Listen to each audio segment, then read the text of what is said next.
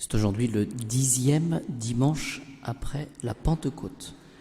Lecture de la première épître de saint Paul apôtre aux Corinthiens. Frères, vous le savez, quand vous étiez païens, vous alliez vers les idoles muettes au gré de vos entraînements. Je vous apprends donc que personne, parlant dans l'Esprit de Dieu, ne dit « Maudit soit Jésus » et personne ne peut dire « Jésus est Seigneur », sinon dans l'Esprit Saint. Il y a certes diversité de dons spirituels, mais c'est le même Esprit. Diversité de services, mais c'est le même Seigneur. Diversité d'opérations, mais c'est le même Dieu qui opère tout en tous. À chacun, la manifestation de l'Esprit est donnée en vue du bien commun. À l'un est donnée par l'Esprit une parole de sagesse, à tel autre une parole de science, selon le même Esprit, à un autre la foi, dans le même Esprit, à tel autre des dons de guérison dans l'unique Esprit, à tel autre des pouvoirs miraculeux, à tel autre la prophétie, à tel autre le discernement des esprits, à tel autre diverses langues, à tel autre l'interprétation des langues. Mais c'est le même et unique Esprit qui opère tout cela. À chacun en particulier, il distribue comme il veut.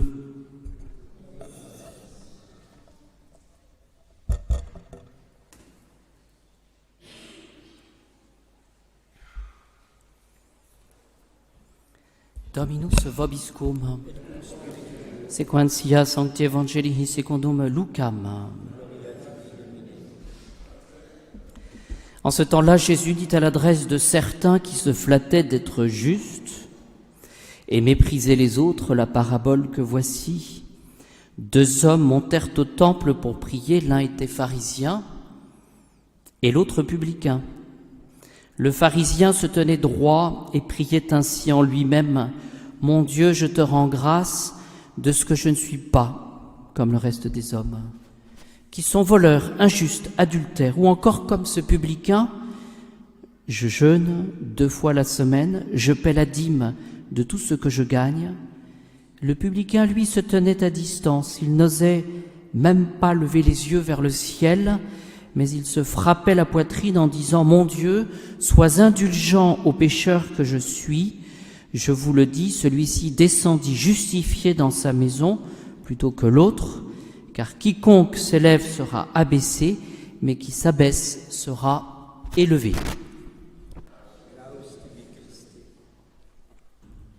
Au nom du Père, du Fils et du Saint-Esprit, ainsi soit-il. Il est question ce dimanche du pharisien, de la parabole du pharisien et du publicain. Nous la connaissons par cœur, j'aimerais que nous méditions finalement sur... C'est cela la problématique, sur la disposition, quelles sont les dispositions d'âme que nous pouvons avoir vis-à-vis du prochain. Ou, pour dire les choses autrement, quelle est la mentalité que nous pouvons avoir vis-à-vis du prochain. Avec cette remarque, je vais prêcher sur l'Évangile, mais avec cette remarque sur cette épître de saint Paul aux Corinthiens, de cette diversité de charismes. Lorsque nous sommes en colère ou lorsque nous sommes un peu exclusifs, nous voudrions que tout le monde soit un petit peu comme la sainteté que nous envisageons, souvent pour les autres, pas pour nous-mêmes, parce que nous sommes toujours très indulgents pour nous-mêmes, mais pour les autres. Et en cela, nous nous trompons. Diversité de charismes. Vous voyez, lorsqu'on voit le prochain différent, bien, essayons de porter un regard de bienveillance, vous voyez, plutôt que de jugement. C'est ça la difficulté. Alors notre parabole du pharisien et du publicain, encore une fois, il s'agit d'un problème de disposition d'âme du chrétien, parce que nous avons reçu par le baptême, ou de mentalité. Alors le pharisien, lui, c'est pas compliqué, il s'estime juste. Ce que je fais, c'est bien. Il méprise les autres. Ce que font les autres, c'est nul. Il se présente à Dieu plein d'assurance. Il rend grâce à Dieu pour le mal, dans cet ordre, pour le mal qu'il n'a pas fait, et en général qu'il voit dans les autres, et il rend grâce à Dieu ensuite pour le bien qu'il a fait. Ce que nous pouvons remarquer tout de suite chez le pharisien, c'est qu'il se tient droit, il prie en lui-même, mais dit, mon Dieu, je te rends grâce, je ne suis pas comme le reste des hommes. Je jeûne, je paie la dîme. Voilà, c'est tout par rapport à soi. Sainteté, par rapport à soi. Le publicain, lui, eh bien, il montre par son attitude qu'il est profondément humilié devant Dieu. Et quelle est sa prière? Ô Dieu, sois apaisé envers moi qui suis pécheur. Oui. À la différence du jeu, la première disposition d'âme, c'est de regarder vers le Seigneur. Oui, c'est une prière. Ensuite, il sait qu'il est pécheur, mais il regarde le bon Dieu. Et en voyant la grandeur de Dieu et son état de pécheur, il fait cette prière, Seigneur, sois indulgent au pécheur que je suis. Quelle est la conclusion? Elle est donnée par Jésus lui-même, c'est sans embâche, sans complication. L'un est justifié devant Dieu et pas l'autre. Vous voyez, c'est pas moitié-moitié. L'un est justifié et pas l'autre. Et Jésus conclut, quiconque s'élève sera abaissé. Et donc, bien chers amis, essayons d'entrer dans le mystère finalement de notre relation à Dieu et dans le mystère de notre relation au prochain. Voyez, essayons de sortir de nous-mêmes et essayons de porter notre regard par la prière, par ce que nous faisons actuellement sur la messe, en portant notre regard vers le Seigneur. Lui est saint, le Seigneur. Moi, je suis pécheur. Et j'ai besoin de cette sainteté du bon Dieu.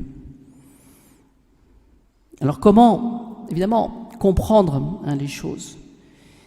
Eh bien, finalement, le bon Dieu, notre Seigneur, nous demande de sortir finalement d'une sainteté personnelle et puis d'un cercle vicieux, vous voyez, de cette âme finalement qui est incapable de sortir d'elle-même. Elle envisage la sainteté en fonction de sa propre conception, elle ne reçoit pas cette action de Dieu, vous voyez, et cela se manifestera certainement par une prière, je dirais complètement enfermée sur soi-même. Oui. Parce qu'il faut dire que le pharisien monte au temple, c'est pas nul, et que le publicain monte au temple. C'est la différence, évidemment, c'est dans, encore une fois, la mentalité, la disposition d'âme fondamentale. Attention donc à la justice propre. Qu'est-ce que c'est que la justice propre? C'est celui finalement qui va enfermer le jugement de Dieu à son propre jugement.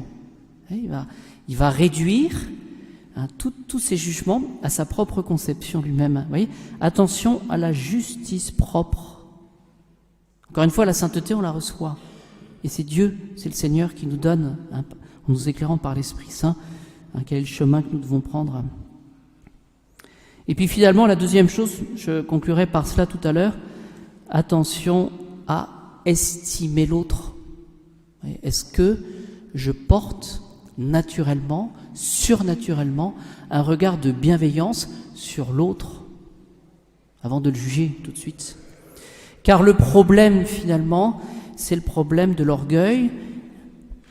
De toutes les passions, elle est celle, cette passion de l'orgueil, qui tourmente le plus le cœur de l'homme. C'est ça qu'il faut considérer. Vous voyez, on dit souvent d'ailleurs, en riant, c'est un petit peu une façon de dire les choses, c'est lorsque nous mourrons, l'orgueil, notre propre orgueil, meurt toujours quelques minutes après à notre propre mort. C'est-à-dire que notre orgueil nous suit, voyez, est plus fort finalement. Et donc, essayons de demander au Seigneur cette grâce, eh bien, de nous connaître nous-mêmes, de connaître notre propre cœur. Et quel est le problème de l'orgueil? De manière fondamentale, c'est que c'est le mépris de Dieu. Seigneur, je sais que vous existez, mais moi, j'ai mes façons de voir. Seigneur, je sais que vous avez cette vue de sainteté, mais voilà, je sais faire. Vous voyez, le problème de l'orgueil, c'est qu'on s'attribue à soi-même le bien qu'on fait. Tout le bien que je fais, c'est parce que je prie, parce que je suis bien, parce que j'ai communié, parce que ceci et cela. Vous voyez ? Et donc, au lieu de renvoyer à Dieu la gloire. Voilà. Alors ce matin, nous avions au bréviaire un commentaire de Saint Jean Chrysostome sur ces paroles de Jésus à ses disciples, donc à chacun de nous. Vous êtes le sel de la terre. Vous voyez, Jésus s'adressait, c'est un commentaire, je trouvais que ça correspondait bien au commentaire de cet évangile. Vous êtes le sel de la terre. Jésus parle à chacun de nous. Voilà, vous êtes le sel de la terre. Est-ce que ça veut dire que finalement que le catholique, le chrétien, doit s'estimer supérieur, un peu comme le pharisien, finalement, aux autres? Eh bien, que dit notre Saint Jean Chrysostome, père de l'Église? Il évoque le combat de la vie. C'est difficile de bien vivre, et donc cela suppose des sacrifices, et c'est vrai lorsque j'ai prié, lorsque j'ai communié, lorsque j'essaie de vivre comme un chrétien, comme un catholique, c'est vrai que finalement ça demande tellement de sacrifices que la tentation, ce serait de se dire, mais voilà, je suis quelqu'un de bien. Alors, Saint Jean Chrysostome pose la question, les disciples ont-ils mis en bon état ceux qui étaient corrompus, ceux qui étaient pourris? Parce que quand il s'agit de sel, il s'agit de corruption. Vous êtes le sel de la terre, c'est pour lutter contre la corruption. Et la corruption, c'est le péché. Vous êtes le sel de la terre. Et Saint Jean Chrysostome pose la question, les disciples ont-ils mis en bon état ceux qui étaient pourris? La réponse de Saint Jean Chrysostome, pas du tout. Pas du tout. Mais alors, ça sert à quoi d'être le sel de la terre? Réponse. Délivré de la pourriture, de la corruption, donc du péché. Saint Jean Chrysostome dit, c'est l'œuvre du Maître. C'est l'œuvre de Jésus. Vous voyez, la justification, c'est Jésus qui l'opère en nous. Donc, la conclusion de cela, c'est que ne nous attribuons pas le bien que nous faisons. Sortir de la corruption, c'est l'œuvre du Seigneur. Et c'est en cela que nous sommes dans la vérité. Et lorsqu'il y a du bien qui se fait, nous y coopérons, mais celui qui est l'acteur principal, c'est Jésus. Et donc, lorsqu'il y a du bien qui se fait, disons, Seigneur Jésus, c'est grâce à vous. La conclusion, c'est lui seul qui va, avec eux, avec les disciples, veiller à ce que la pourriture ne revienne pas. Quand nous devenons le sel de la terre, c'est que finalement, avec Jésus, nous n'enlevons pas la corruption, c'est l'œuvre du Seigneur, mais que nous œuvrons à éviter que la corruption ne s'installe.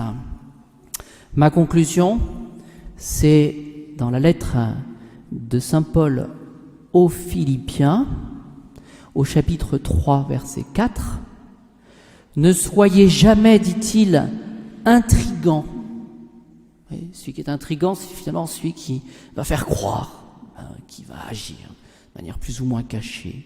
« Ne soyez jamais, dit-il, intrigants ni vaniteux, mais ayez assez d'humilité, dit saint Paul, pour estimer les autres, ceux qui nous entourent, supérieurs à vous-même. » Et c'est précisément avec cette disposition d'âme, du regard que nous porterons sur les autres comme étant supérieurs à nous-mêmes, que nous pourrons faire du bien en laissant le bon Dieu, Seigneur Jésus, agir dans les autres. Vous voyez, cette disposition d'âme.